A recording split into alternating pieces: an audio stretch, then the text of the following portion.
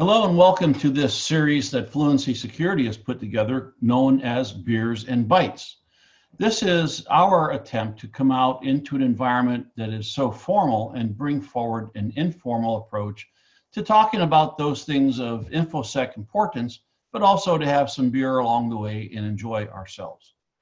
As we take a look at this series, we have two primary co-hosts. That is Chris Jordan from Fluency Security, and then Jeremy Murtishaw from Fortify 24/7. And what you'll find throughout this series is that there will be many different discussion topics of interest to you. Some may or may not be, but that's okay. We hope that what you'll find is that these informal discussions are ways to provide you additional insights and value. With that, this first session in front of us, we will be talking about a cyber health check that has been put together as a combination of Fluency and with Fortify, where we go out and provide a value-added service, hopefully different than what you're used to in today's environments, and one that's more thorough and more competitive with what you have seen out there. In future series, you're going to see things such as threat intelligence committees that have just formed that are nonprofit worldwide. You're going to have discussions on new technologies, maybe around MITRE attack and how that can be implemented. So a lot of varied introductions as we go forward. We will make those intros ahead of each and every one of those sessions that you will find available to you. Thank you.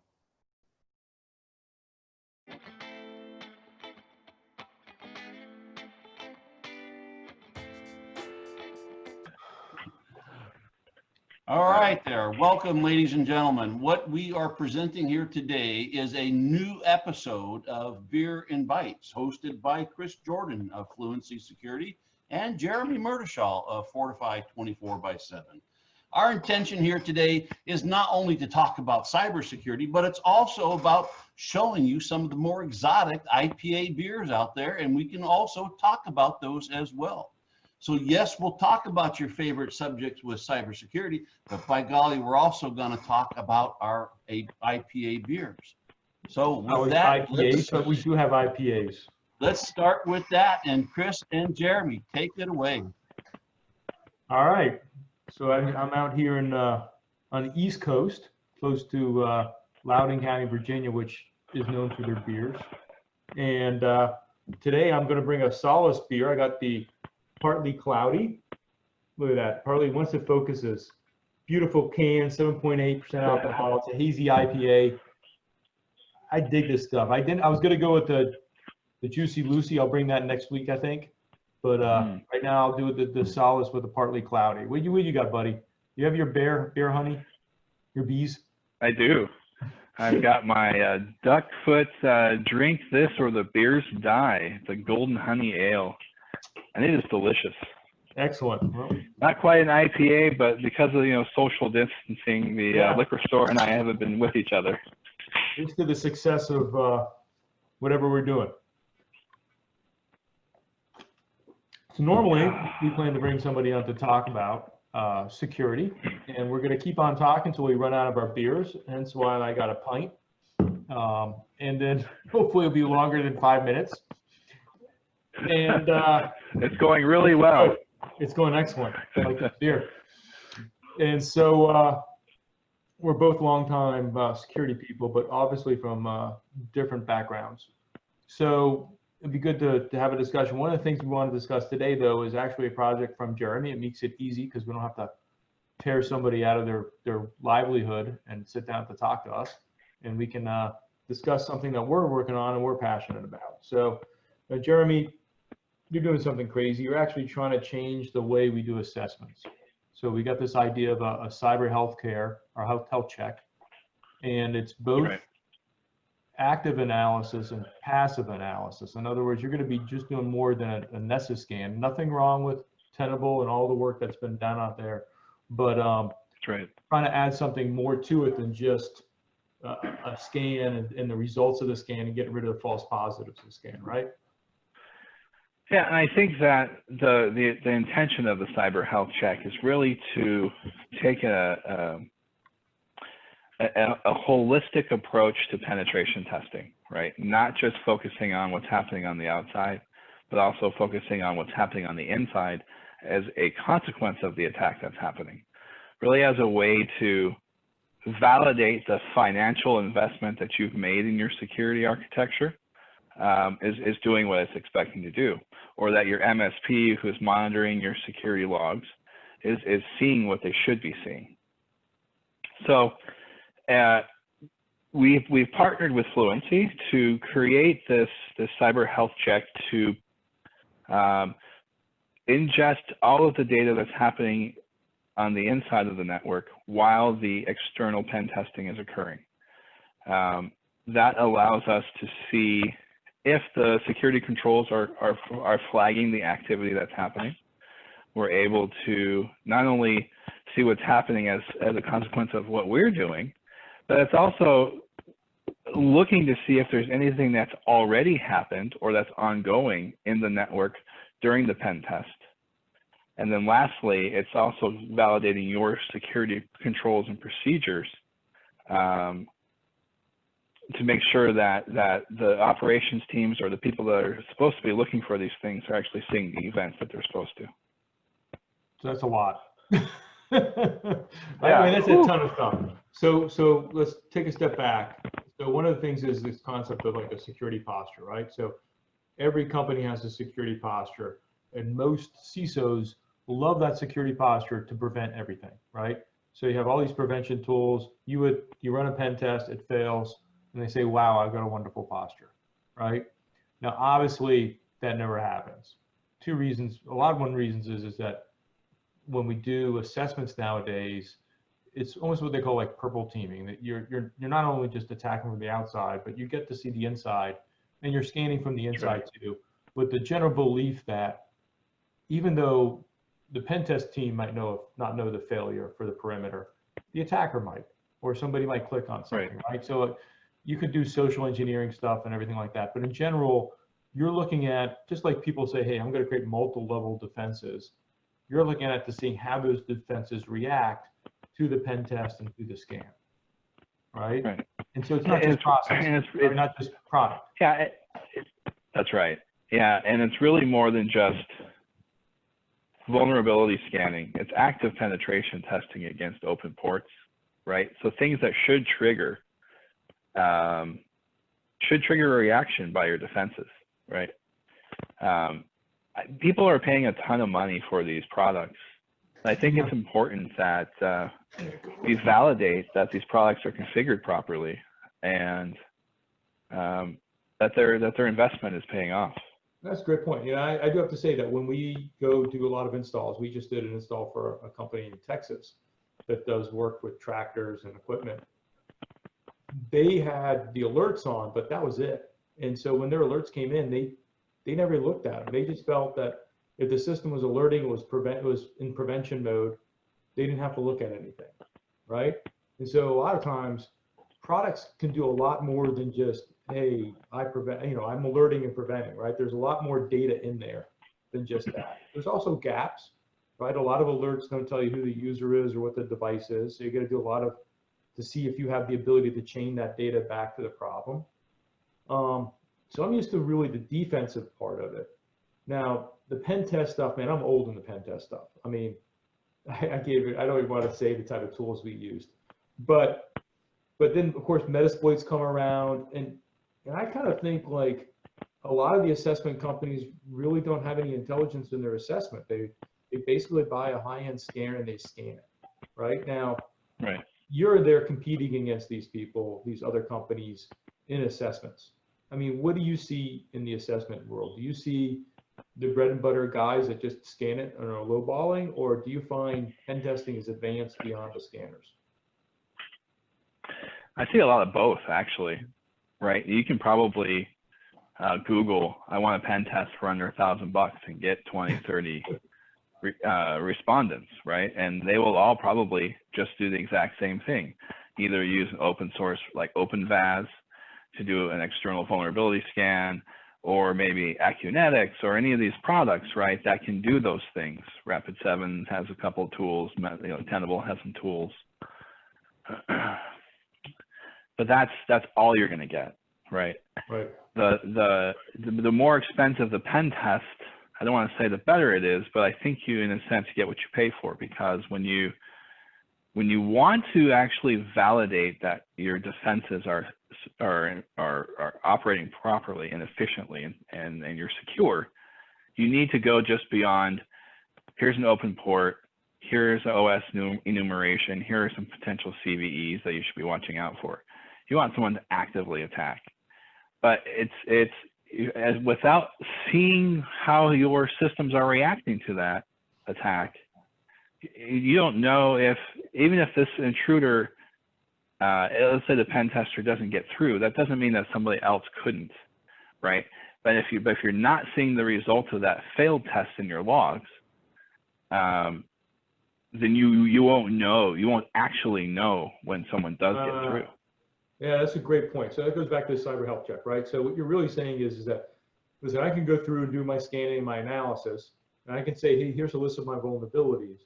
But then you have to say, you know what, from your security posture, what did your network do or see when the attacks were going on? How did the posture itself react to the attack, right? So were there processes in place that said, hey, when this alert went off, do this, like a playbook? Or even just the people in general, how did the people in general respond? Now, I know a lot of companies, they'll do a pen test and they won't tell the MSSP a pen test is going on, right? That's right. Not their favorite thing to do. Sometimes it backfires and the poor MSSP is getting tons of alarms and they're freaking out and they're calling up. And other times they don't see it, obviously, right? But let's talk about it. Yeah, we've had that experience. Yeah, but is it the fault of the MSSP? If they're not getting the alarms they need, is it because they didn't push the client to say, give me more data? Or why do you think that exists? Do you think it's because the MSSP is bad? Well, obviously there's some bad MSSPs out there, right? I'm not going to say there aren't, but is some of it just the fact that the client doesn't have enough data that's passed on to the MSSP that they have the ability to validate or analyze the data? It could be. It could be a number of things. It could be a misconfiguration.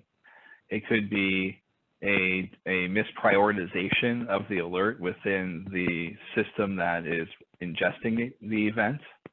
It could be that it's just flat out missed, right? It could be that some attacker's already gone in there and suppressed something and they don't know that it's suppressed, right? Because they've been a persistent threat for a long time, right?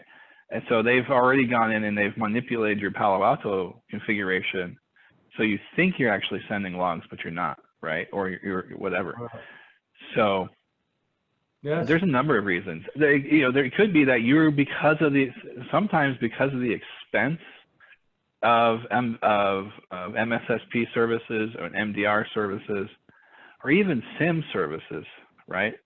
That you choose not to ingest all the data that you should be ingesting. You choose, because of the cost, to say, I'm only going to ingest these things here because compliance says I need to do that, or other CISOs are doing it this way, right? And that's how they're getting around the cost of SIM or the cost of MSSP. So it's an interesting point. So now you're bringing up cost, which obviously, and early on I talked about,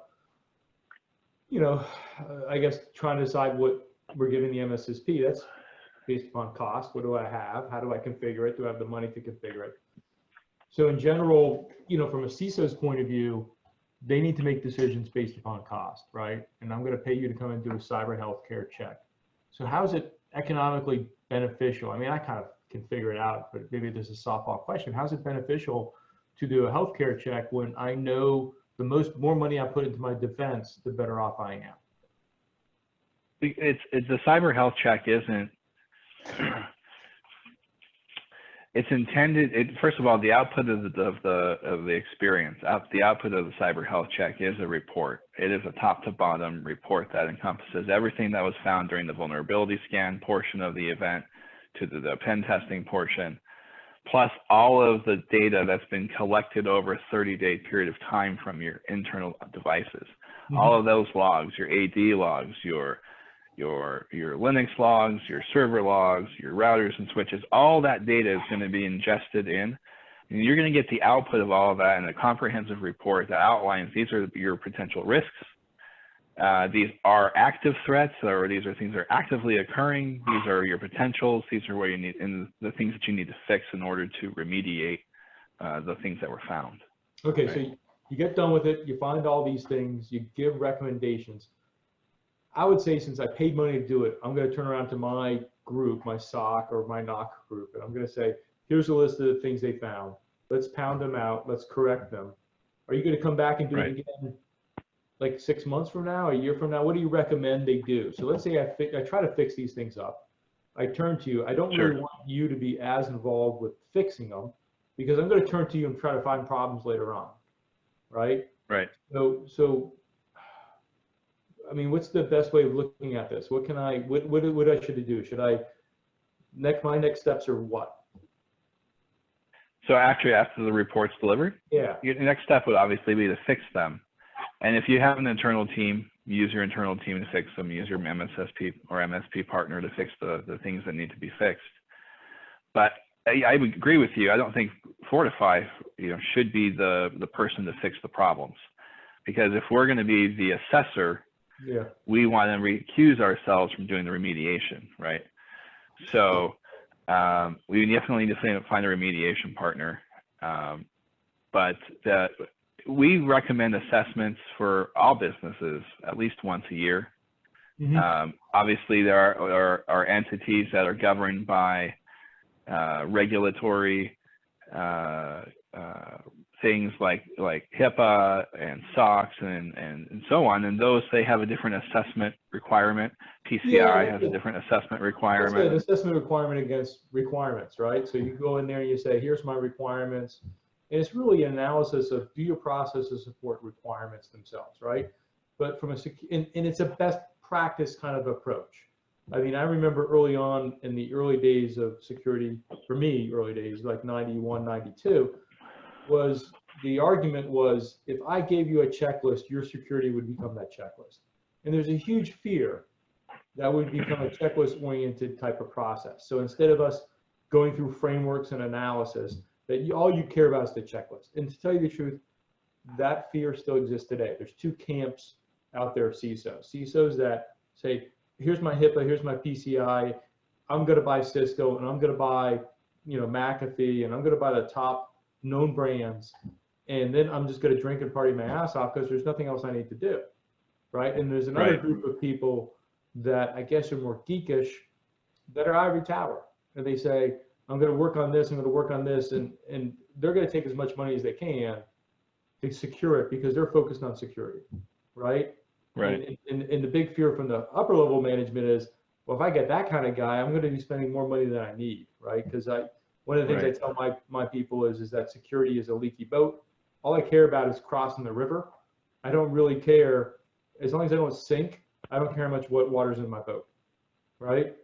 I mean, economically, I just want to make sure I can do business, because in the end all, security is to allow me to do business, right? That's true. But I think that's a dangerous thought process to allow there to be a leaky boat, right? Well, to allow it, but to an extent, right? But do I really want to buy another thing, right?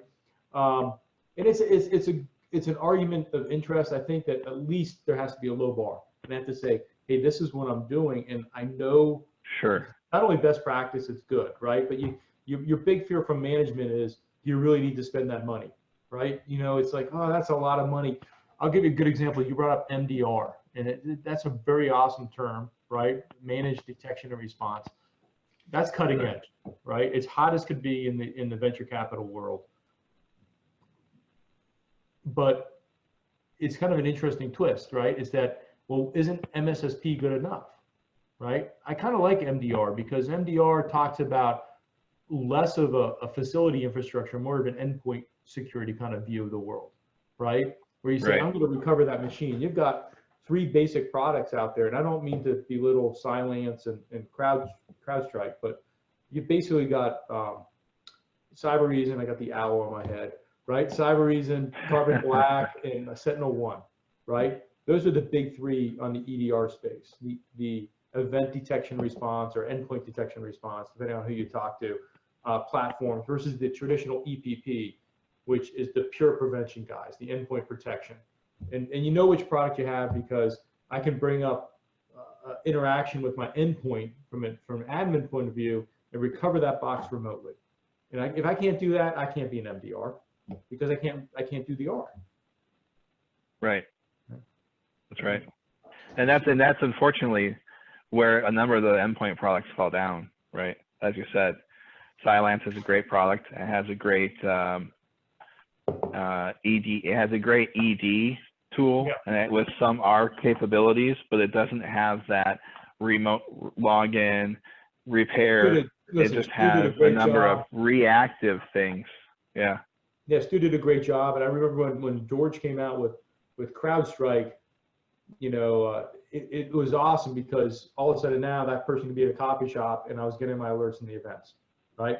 Silence went down the whole thing about you being on my segment to get my data from you is gone, right? With these cloud-oriented capabilities. And let's go back to the cyber health check because I think it's kind of, I'm trying to mentally tie this back into it, is that this is a good example of when I did my pen test and I ran this, right? A cyber healthcare check actually has to care about my mobile devices, my IoT, my cloud services, right? That's Not right. just a facility. And I think the days of facility security is absolutely gone. With the virus out right now, between stay-home workers, right? And with SD-WAN, which, you know, we're working with West Networks and with SD-WAN with Peplink, and what a industry that really needs vision, right? Because now you're talking about split tunneling and scattering of data, and you're trying to, your job is freaking wrangling cats. I mean, you're wrangling mice at this point. I mean, cats are nice compared to what you deal with SD-WAN, right? But it's a solution everybody's adopting because they have to, because the cost of traditional telco is so expensive. So how do you deal with that? Before you go too far, how do you deal with the new architectures in an assessment? Like if you have mobile and you have remote offices and you have cloud services, is that inside the assessment of the cyber healthcare? It is. However, there's some but there, right? Yeah, whatever it is, Amazon will not let you to hack them. I can give you a story with the U.S. government. They do not let you evaluate their security. They give you this exactly. They give you a SOC 2 Type 2 and say live with it, but they don't want you to burst their bubble and let them know how many faults they have between their containers. Yeah. Right. In fact, even when we're doing the assessment, the customer has to let Amazon or GCP or AWS or Azure notify them that there's going to be a test going on, so that they don't actually start blocking our traffic, which ironically is coming from Amazon and Azure, right? So the issue is that we need to be able to get log data out of the devices in these different fields, right? So if that is, let's say you're running an endpoint like Checkpoint Sandblast Mobile, right, on your mobile endpoint devices, then we can get syslog data or CEF data from there. If you have an MDM, we can get the data from the MDM and bring it into the assessment. If you have cloud servers, we can put a logger agent on and pull out the event log data from that machine. If you have cloud Linux servers, obviously we can configure syslog or syslogd to send the data to the assessment. Yeah, so that's what you're doing. So what you're doing right now is, I mean, you're going back to like our bread and butter, right? Collect everything.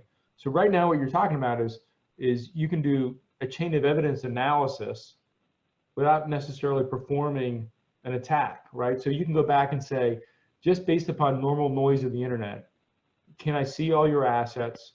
Are your assets all talking to me? Can I analyze who owns that asset or who owns that process, right? Which is a big jump. That's right. Right? Yeah. All right, I'm getting near my end of my beer. Maybe I'm too quick of a drinker for you. Are you done already? Hey, I've got about 2 fingers. There you go. 2 fingers is good. So we're gonna have one day we're gonna have a show. We're gonna say I'm gonna have to get another beer.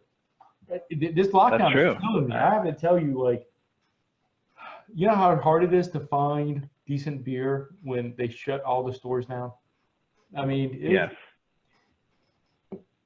that and toilet paper. I was really lucky. Yeah. Yeah, toilet paper I still haven't found, but I was really lucky. The Sunday before they shut California down, basically, my wife and I were able to go meet up with with her brother and sister-in-law at the not Wolf Creek, Stone Brewery in Pasadena. Oh, so you like? So we got movie lines, Fear movie lines. I'm a big, you know me. This is I moved away from my Fears movie line just so you wouldn't insult me on it again. So. No, I like it. I like Stone. Some of their like arrogant bastard, and that's just a little too aggressively hoppy for me. I like the hazy, whatever you want to call it. Sweeter. I like the juicier, hazier stuff lately. The double IPAs. They're Yeah, I like the hazy IPA. Double IPAs. So, but I don't really. I think for our next show, I'm gonna definitely have a hazy to show you. I told you I'm gonna get you some Sweet Baby Jesus. Get you that peanut butter chocolate malt that they got up here at the Claw up in Baltimore. I mean, we have some people that I think drank a little too much when they decided to come up with the next flavor of their beer. Have you ever had the Samuel Smith's oatmeal stout? Love it. Oh my God. The Imperial oatmeal. That is pretty good. Yeah, it's Samuel Smith. I was going to say, Samuel Smith one is, that's it's delicious too. That was my first introduction into a real beer. And I'm like, okay, I just can't afford that at the time, Yeah. So to kind of wrap up, here comes Al. He's back. Forget about Al. I was going to try to wrap it up, Al, but since you're going to be the referee on this one, so did we cover any points that are worth it for a person that would actually have to sit through all this crap? I would say that was a great discussion today, guys, and okay. Not only about cyber health checks, right, but also about the beer. So as we look at the benefit of wait, show your beer. Show me how low we go at this place. No, you can't even see her. There you go. A Bud Light. Oh, a Bud Light. Bud Light. Some of us have similar. That reminds me of the old Guinness joke about Mr. Coors and Mr. Anheuser going to Ireland, and they meet the owners of Guinness over there, and of course Anheuser, he orders a Bud, and Coors orders a Coors, but Mr. Guinness, he orders a water, and they're like, what are you doing? I'm getting water. Because, well, if you're going to drink water, I'm going to drink water. Absolutely. Yeah, Al. Yeah. See, I would get that, but he doesn't know what Guinness is. I do know what Guinness is. I was in the Navy. So. And by the way, I saw a great BuzzFeed or Twitter posting where everybody took pictures of like their beer stock, and there's all the Corona left over, and somebody over in Denmark took a picture, and all the Denmark beers there, and the Corona's missing. He goes, "We have a dark sense of humor here." There you go. So listen, we covered a lot of ground with this cyber health check. All right, you can cut us out now. One of the things that's important as companies are out there working feverishly and overtime to get their employees on a remote basis, right, to help the stay-at-home orders and get this COVID-19 under control, it's important to note that a lot of their behaviors that are in their personal life will tend to stay in place using business assets and business networks. And that exposure alone is very, very critical for companies to consider. And that's why things like the cyber health check is so important. Yeah, personally, I love the idea when Jeremy pitched it to me. I just think that every assessment I've ever seen has been, can I get in? Can I scan? I don't even know the Black Hills guys, but I think that when I heard them speak about every assessment's a threat hunt, that they would go in there and threat hunt and find problems just in the data alone, I agree with them 100%. I think that there's so much to learn from a customer's data, and to hire an assessment group to go in there and create more data without looking at their own, what's happening on their own network is crazy, right? I can't tell you how many people who do professional threat huntings, and I don't want to throw it, but there was a medical place up in Dallas area that we did a response to. we did 2 major hospitals in Dallas, but one we walked in there and they had a piece of ransomware that was encrypting all the files. And we found one botnet after another botnet. We found 3 botnets in the hospital before we finally got to the one that was changing and cryptoing up their files. And my point is that when you do these threat hunting assessments, you use type of healthcare checks, and you're actually looking at the raw data, you'd be blown away how many problems you see. I mean, Al's, when he does our stuff, I mean, we're walking through, and granted, we don't find, you know, botnet after botnet, but we definitely find bad behavior and things that just should have been blocked all the time. Right? That you just see the writing on the wall that just wait for guy to get something and click it. And we just talked to one customer that they thankfully had one guy call up and say, hey, is this person supposed to send me an email? And they validated and said, oh my God, no, that the email was literally, that person's account was spoofed and they were about to start writing checks. So Jeremy, any final thoughts? That impersonation fraud, and just to touch on what Chris was saying, is that impersonation is absolutely huge right now, especially with COVID-19, because I belong to a cyber threat intelligence community that's specifically focused on COVID-19 and providing free response services to the entire healthcare community across the planet. So companies from Microsoft and Google and all the security companies and are joined together to pull response together. And impersonation is a huge aspect of what's happening right now. Yeah, you know what, people need to be very vigilant when they're looking at the emails, especially people who are working from home now. You know what, I got some ideas of people who pull in. I think maybe Sloppy can bring in.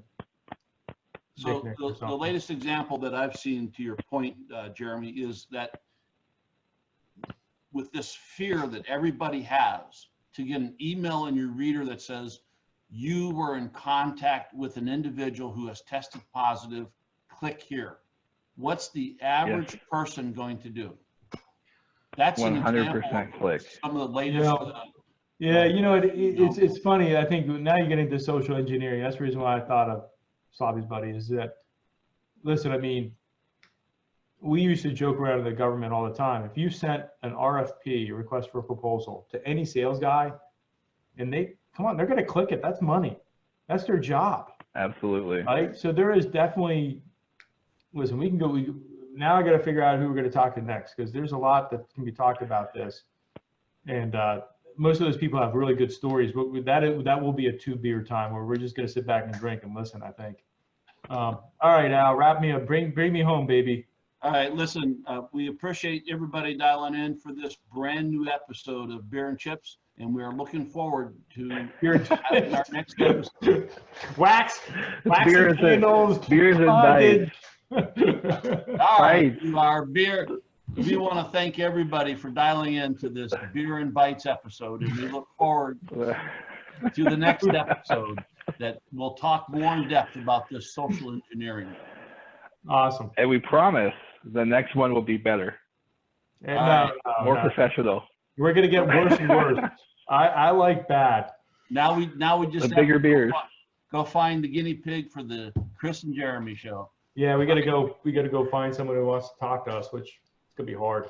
Mine's empty. What did you think? This show is not sponsored by Duckfoot, but I am promoting their beer because it's delicious. I'm going the same route with Solace, even though I'm a Danish drinker. Danish, I gotta get my hands on some Ghost Fleet, but COVID-19 is really putting a damper on me getting out there. But maybe I'll risk a ticket and get out there. All right, well, that's a wrap. So